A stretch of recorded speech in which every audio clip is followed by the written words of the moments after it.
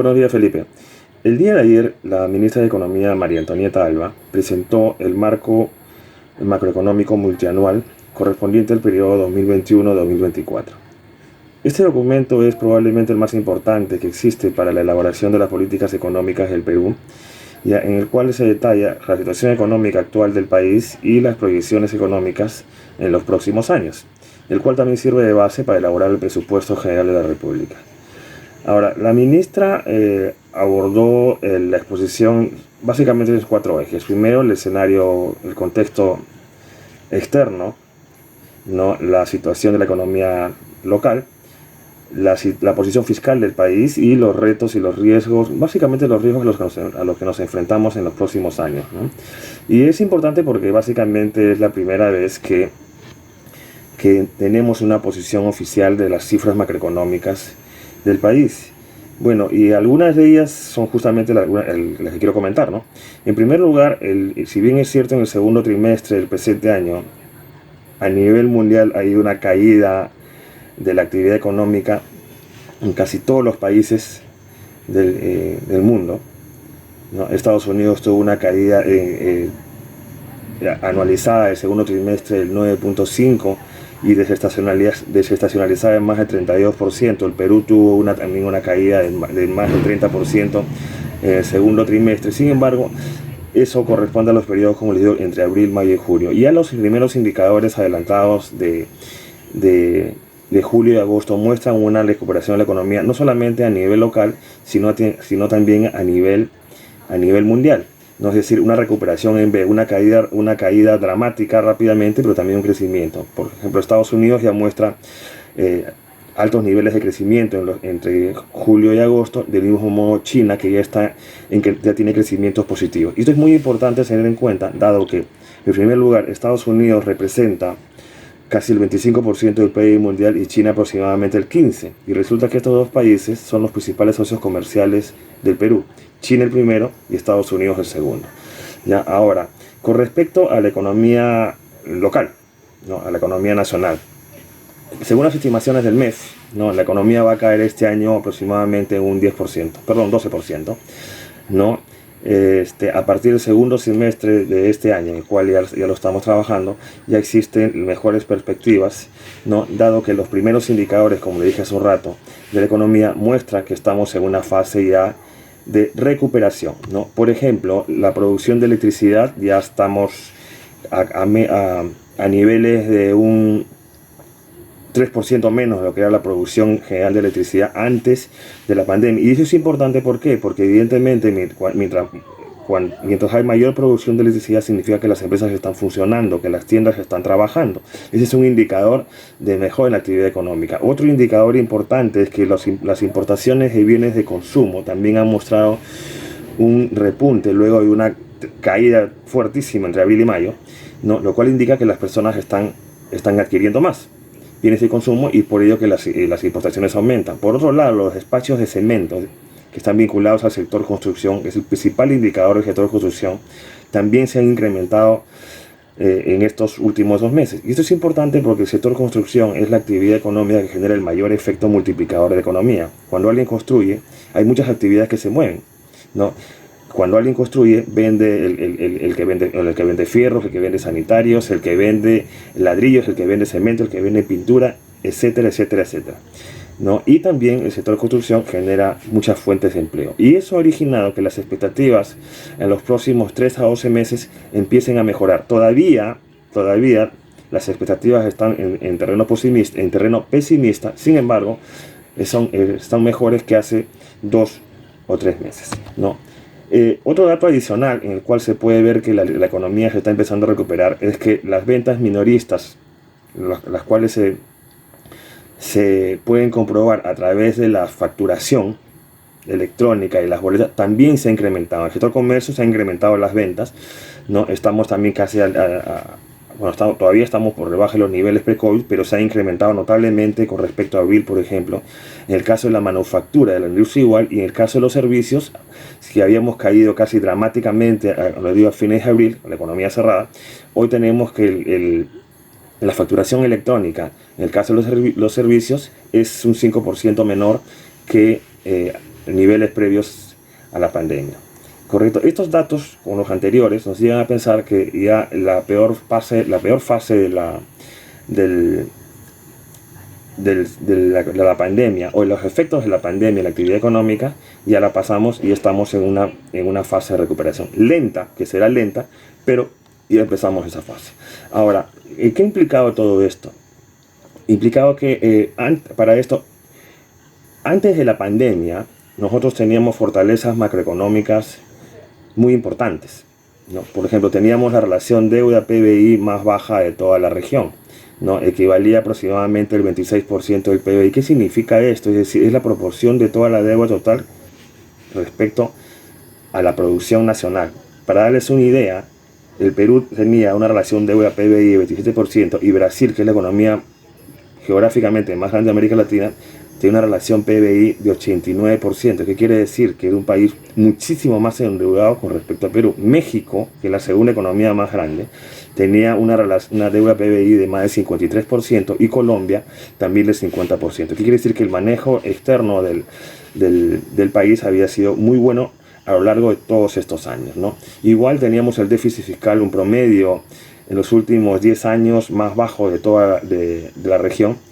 El déficit fiscal ha sido un promedio 0.6%, teniendo en consideración que Brasil, la economía más grande, ha tenido un déficit de 6%, ¿no? Y la inflación en el Perú ha sido la más baja, 2.7%, con respecto a otros países que ha sido, por ejemplo, en Brasil de 6.2%, Colombia el 4.9% y México 4.5%, que ha sido la inflación promedio en los últimos 10 años también. Ahora, es evidente que esto va a generar, para que sigamos creciendo, esto implica que haya un impulso fiscal, y eso se va a dar continuamente a través de las transferencias que hace el gobierno, a través de los bonos y subsidios, ¿no? Las medidas de liquidez a las empresas a través de los programas Reactiva y ciertas medidas tributarias, y con ciertas medidas de gasto como son los programas Arranca Perú, que todo eso va a generar un impacto en el gasto público, en el empleo y finalmente, que es lo que más nos importa, en el consumo de las familias, ¿no?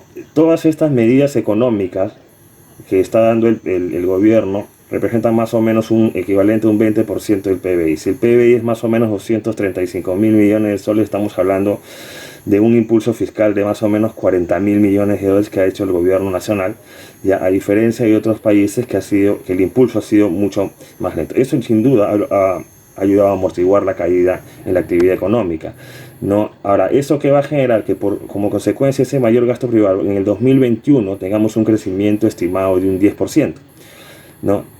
Que si bien es cierto, el Perú nunca ha crecido 10%, ¿no? Lo único que crecía 10% hace unos años era China, pero es evidente porque vamos a crecer en la medida que las actividades se recuperen. Sin embargo, todavía vamos a estar por debajo de los niveles anteriores, dado que el PIB va a caer un 12%, vamos a crecer 10%, ¿no? Eso implica que todavía necesitamos un espacio para crecer en los siguientes años, ¿no? Ahora, y es evidente que eso va a hacer que el Perú, dentro de algunos años, ¿no? Espero que no sean muchos, vamos a poder recuperar el liderazgo regional que teníamos desde el punto de vista macroeconómico, ¿no? Y hay tres elementos que van a ser claves. Primero, el impulso a la demanda, que son parte del plan económico a través de medidas tributarias. El impulso a la inversión pública. Hay cartera en el Plan Nacional de Infraestructura y Competitividad de 52 proyectos equivalentes a 99.000 millones de soles, ¿no?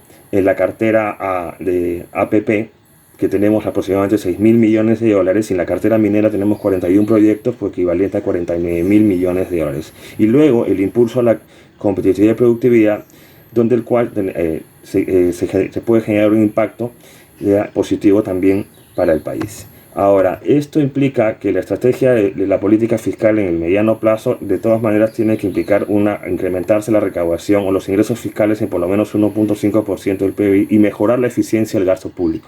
¿Qué significa eso? Gastar mejor. No se trata solamente de invertir, sino de invertir bien. Gastar bien es lo que se necesita. Y ¿quiénes son los ejecutores del gasto? Son los gobiernos locales y regionales, que no específicamente, así como el gobierno nacional también, pero se requiere una mejor gestión en ese sentido, de modo que se pueda llegar a los beneficiarios de las obras públicas, ¿no? Todo esto va a tener un resultado, que el déficit fiscal, que es la diferencia entre los ingresos y gastos del gobierno, a fin de año se estima va a ser un 10.7%. Ahora, hasta el mes de junio, estábamos en niveles de 7%. Hasta el mes de junio tuvimos una caída en la recaudación del 37%. ¿No? Ahora, esto, evidentemente, vamos a tener que recomponer las cuentas fiscales y va a tomar varios años. Igual la relación deuda-PBI va del 26%, 26.8% que tenemos antes de la pandemia, va a crecer probablemente a tasas de 38% y nos va a tomar algunos años poder recuperar los niveles que teníamos. Eso implica que vamos a necesitar ciertos esfuerzos fiscales en los próximos años para recuperar los niveles anteriores, ¿no? Ahora, ¿eso qué implica? A pesar de eso, el riesgo país de Perú sigue siendo el más bajo de la región. Mucho más bajo. Actualmente el riesgo país está en 148 puntos básicos, ¿no? Y mantenemos la clasificación de riesgo en grado de inversión. ¿Qué quiere decir esto? Que todavía el Perú sigue destacando por las fortalezas macroeconómicas y fiscales que tiene, y eso implica que nosotros somos un país creíble, ¿no? Y que confianza ante la comunidad financiera internacional. Esta es una situación que tenemos que mantenerlo, ¿no? No, entonces es evidentemente que la crisis va a impactar temporalmente en las cuentas fiscales, pero tenemos el espacio para equilibrarlos o mejorarlos en los próximos años. Ahora, para finalizar, ¿cuáles son los factores de riesgo a los que nos enfrentamos? Bueno, a nivel internacional, si hay un nuevo rebrote del COVID, evidentemente va a significar que la economía mundial se cierre nuevamente, ¿no? Por otro lado, que las tensiones que hay entre Estados Unidos y China no se incrementen. Son nuestros principales socios comerciales y son las locomotoras mundiales, ¿no? Y que no existe un deterioro de las condiciones financieras globales, ¿no? Y a nivel interno, ¿qué riesgos nos podemos enfrentar? Evidentemente que hayan nuevos rebrotes en el COVID a nivel nacional, indicaría cerrar de nuevo la economía, lo cual en estas circunstancias es imposible, ¿no? Que exista un menor dinamismo en el consumo. Hay unos cambios en los hábitos de consumo, una mayor preferencia al ahorro antes que al gasto, y evidentemente que no existan conflictos sociales en los sectores primarios, es decir, los sectores primarios de la economía, es decir, por ejemplo, los conflictos mineros. Y el riesgo político, que lamentablemente lo estamos viendo hoy, ¿no? Que uno de nuestros poderes del Estado está lanzando medidas populistas que detonen más la caja fiscal, ¿no? Poniendo en riesgo nuestro equilibrio en los próximos años, ¿no? Y para finalizar, tenemos que recordarles que no es la primera vez que pasamos por una crisis de esa naturaleza, ¿no? En la guerra con Chile tuvimos una caída de 25% del PBI. En la hiperinflación del primer gobierno de Alan García tuvimos en el año 88 una caída del 9%, en el año 1989 una caída del 12%, y en el año 90, en el cambio de gobierno, tuvimos una caída del 5%. Y bueno, y a raíz del fenómeno del Niño en el año 1982 tuvimos una caída también de más del 10%. En todas las caídas nos recuperamos, ¿no? En otras palabras, si bien esa es una caída temporal, el crecimiento potencial del PBI va a seguir creciendo, ¿no? Entonces, ¿cuáles son los retos a los que se enfrenta el país? Básicamente, tenemos que impulsar la reactivación económica, tenemos que promover las inversiones y la generación de empleo, cerrar las brechas que existen, que todavía son temas estructurales que tenemos que solucionar, retomar el crecimiento potencial que teníamos, y eso con el objetivo final, que es mejorar el bienestar de la población, ¿no? Bueno, eso sería todo, Felipe. Muchas gracias y hasta una nueva oportunidad.